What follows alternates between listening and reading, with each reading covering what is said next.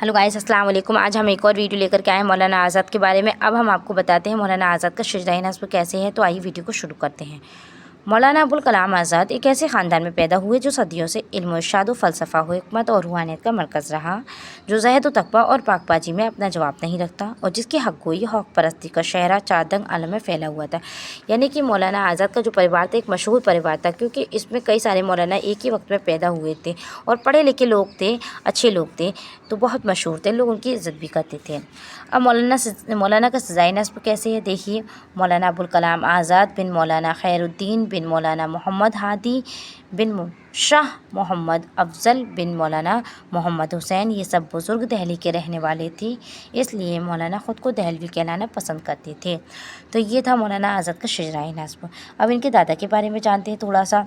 मौलाना आज़ाद के दादा मौलाना मोहम्मद हादी दहली के एक मशहूर ख़ानदान इल्म फ़ज़ीलत से ताल्लुक़ रखते थे, जिसमें बेक वक्त 5 उलमा दरस व अफ्ता व असहाब व इसलूब तरक़ियत पैदा हुई। एक वक्त में 5 उलमा पैदा हुए थे इनके परिवार में।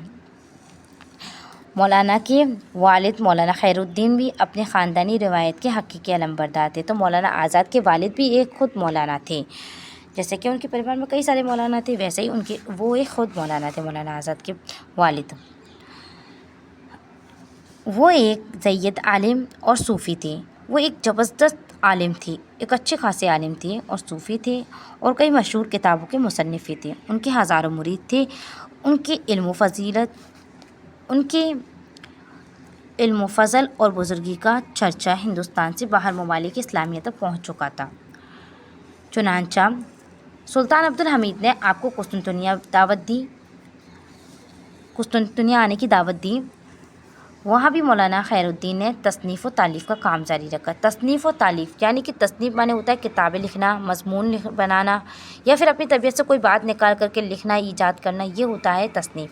और तालीफ़ यानी कि दो चीज़ों को बाहम मिलाना या जमा करना, या मुख्तलिफ़ किताबों से मज़ामीन चुन करके नई प्रोई में तरतीब देना, ये तानीफ़ का काम होता है।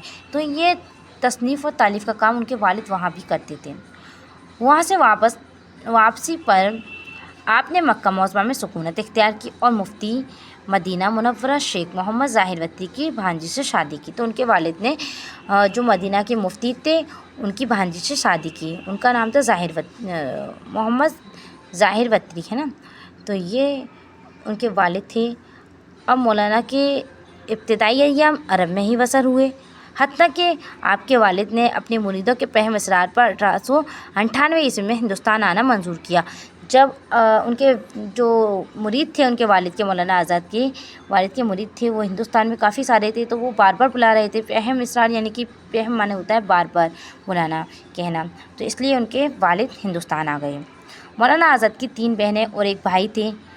भाई अबुल नस्र ग़ुलाम यासीन और बहनों का नाम था ज़ैनब, फ़ातिमा और हनफिया उर्फ़ महमूदा था। मझली बहन फ़ातिमा का तकल्लुस आरज़ू था और सबसे छोटी बहन का तकल्लुस आबरू था। आबरू बेगम मौलाना की बहुत गमसार थी। उनके शौहर भोपाल में एक माक़ूल ओहदे पर फ़ाइज़ रहे। आबरू बेगम का जून 1942 ईस्वी में और आरज़ू बेगम का 13 अप्रैल 1966 ईस्वी को 82 साल की उम्र में इंतकाल हो गया। ये था मौलाना आज़ाद का शजराए नस्ब। इसी तरीके के हम और भी वीडियो लाएंगे। आप इनसे अपना इल्म बढ़ाइए और प्लीज़ हमारी वीडियो अच्छी लगे तो उसे लाइक, शेयर, सब्सक्राइब कीजिए। थैंक यू, जज़ाकल्लाह खैर हमारी वीडियो देखने।